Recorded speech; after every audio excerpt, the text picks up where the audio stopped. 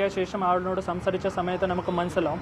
ആ സമയം തന്നെ ആ മൊബൈൽ ട്രെയിൻ തട്ടിയ സമയത്ത് ആ മൊബൈൽ നശിപ്പിക്കുക ആയതുകൊണ്ട് നമുക്ക് അതിൻ്റെ തെളിവുകൾ ഇപ്പോൾ റിക്കവർ ചെയ്യാൻ സാധിക്കുന്നില്ല. So when ever we get that evidence then we can ഉറപ്പായിട്ട് പറയാൻ പറ്റും എന്തൊക്കെ എക്സാക്ട് റീസൺ ആയിരുന്നു.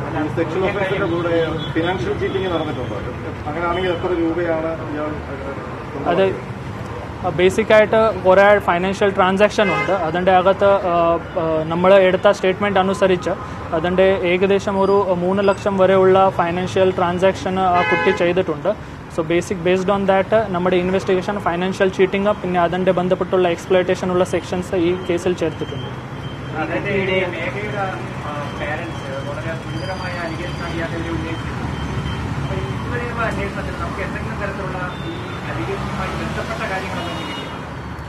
ഇതിൻ്റെ ബന്ധപ്പെട്ടുള്ള ഹാരാസ്മെൻറ്റ് കുട്ടിയുടെ അച്ഛനെ പറഞ്ഞ പോലെ അത് ഹാരാസ്മെൻ്റ് ഉള്ള നമുക്ക് തെളിവ് കിട്ടിയിട്ടുണ്ട്.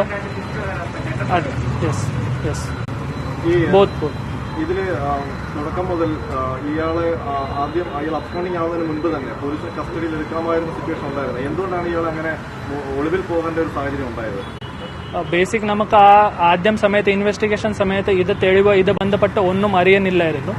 ഇതെല്ലാം അതിനുശേഷം ശരിക്കും 27th ശേഷം നമുക്ക് ഇത് എല്ലാ കാര്യങ്ങൾ ഇത് പകുതി മനസ്സിലായി. ഇതുവരെ ഇൻവെസ്റ്റിഗേഷനിൽ എല്ലാ അക്കൗണ്ട് എല്ലാ എവിഡൻസ് ചേർത്തിട്ട് നമ്മൾ സെക്ഷൻ ചേർത്തിട്ടുണ്ട്. ആ 24th ആ സംഭവം നടന്ന സമയത്ത് നമുക്ക് ആ ഇൻഫർമേഷൻ ഇല്ലായിരുന്നു. ദർ വാസ് പ്രൈമ ഫേസി ആ എവിഡൻസസ് ഒന്നുമില്ലായിരുന്നു.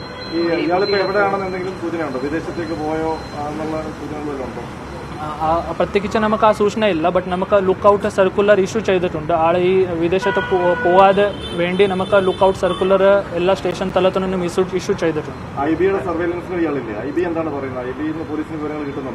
ഇത് IB പറഞ്ഞ ബ്യൂറോ ഓഫ് ഇമിഗ്രേഷൻ അവർക്ക് ഇതിൻ്റെ ബന്ധപ്പെട്ടുള്ള ഇപ്പോൾ ബന്ധമില്ല. അവർക്ക് അവിടെ തന്നെ 24th ലാസ്റ്റ് അവർ ആളിനോട് കണ്ടായിരുന്നു. അതിനുശേഷം അവരുടെ ഈ സുഖാന്തോട് അവരുടെ കോൺടാക്ട്സ് ഇല്ല.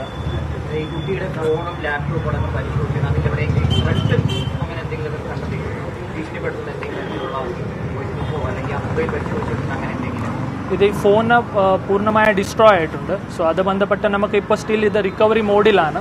ബട്ട് ആ ഫോൺ ഇല്ലാതെ നമുക്ക് ബാക്കി തെളിവുകൾ എല്ലാം കണക്ട് ചെയ്യുന്നുണ്ട് ടു മേക്ക് ഷുവർ ദാറ്റ് അത് റിലേഷൻ ആൻഡ് പിന്നെ ഈ ഫൈനാൻഷ്യൽ ട്രാൻസാക്ഷൻ എന്തായിരുന്നു അത് ബന്ധപ്പെട്ടുള്ള നമ്മളെല്ലാം കണക്ട് ചെയ്യാൻ പോകുന്നു.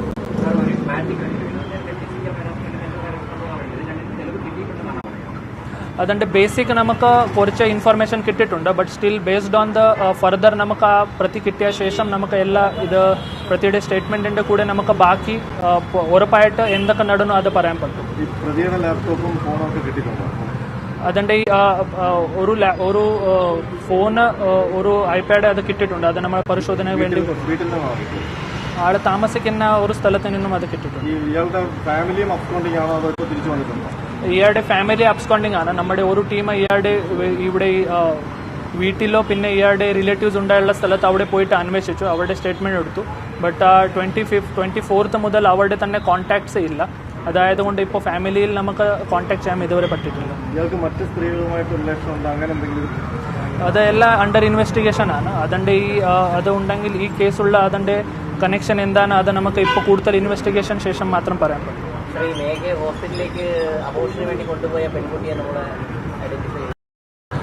ഇറ്റ് ഈസ് ഓൾ ഇത് ഒരു സെൻസിറ്റീവ് മാറ്റർ ആണ്. സോ ഇത് ഈ ഡിസീസിൻ്റെ പ്രൈവസിയും ബാക്കി എല്ലാ കാര്യങ്ങൾ ചെയ്യാൻ വേണ്ടി ഐ റിക്വസ്റ്റ് ദാറ്റ് ആ എല്ലാ തെളിവുകൾ പിന്നെ അതുള്ള ഇൻഫർമേഷൻ ഇത് ഒഴിവാക്കെങ്കിൽ ഇറ്റ് വിൽ ബി യൂസ്ഫുൾ.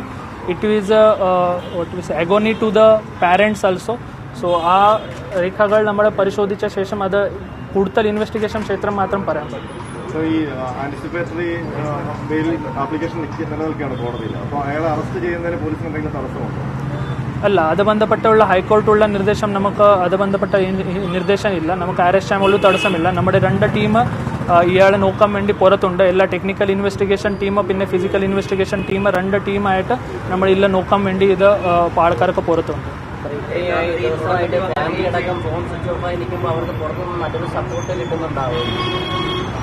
അതിൻ്റെ ആ സപ്പോർട്ട് ബന്ധപ്പെട്ടുള്ള ഇപ്പോൾ നമുക്ക് കണക്ഷൻ ചെയ്യാൻ ഒന്നും സാധിച്ചിട്ടില്ല. ഇത് ഈ മേജർലി ഇത് ക്യാഷ് ബേസ്ഡ് ട്രാൻസാക്ഷൻ ഉണ്ടാവാൻ സാധ്യത കൂടുതലാണ്. സോ നമുക്ക് ഇത് തെളിവ് കിട്ടെങ്കിലേ മാത്രം മനസ്സിലാവും. ആദ്യം താമസിച്ചത് ഇവിടെ ആനയൊരു സ്ഥലത്തായിരുന്നല്ലോ, പിന്നീട് പെട്ടെന്ന് താമസം മാറുകയാണ് ചെയ്തത്. അല്ലെങ്കിൽ എന്തുകൊണ്ടായിരിക്കും മാറുന്ന കാര്യം വല്ലതും that is still not clear. ഇത് നമുക്ക് ഇത് ബന്ധപ്പെട്ടുള്ള നമുക്ക് ഇൻഫർമേഷൻ ഉള്ളൂ, ബട്ട് അതിന്റെ റീസൺ എന്താണ് നമുക്ക് ഇതുവരെ കണ്ടുപിടിക്കാൻ സാധിച്ചിട്ടില്ല. അപ്പം ഈ ഫാമിലി ആദ്യം മുതൽ തന്നെ സാമ്പത്തിക ചൂഷണത്തിന്റെ കാര്യമൊക്കെ പറയുന്നുണ്ടായിരുന്നു. പക്ഷെ അപ്പോഴും പോലീസ് കാര്യക്ഷമമായ ആ നിലയ്ക്ക് ഉള്ള അന്വേഷണം നടത്തില്ല. ഇയാൾ ആ സമയത്ത് വേണമെങ്കിൽ കസ്റ്റഡിയിൽ എടുക്കാമായിരുന്നല്ലോ, മൊഴിയെടുക്കാമായിരുന്നു.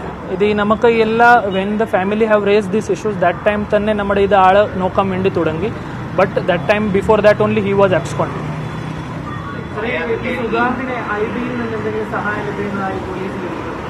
No, there is no such evidence about it.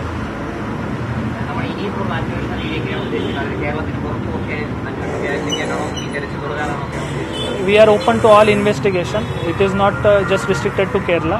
Wherever outside also, our investigation team are outside also to look for it. Okay, sure. Thank you.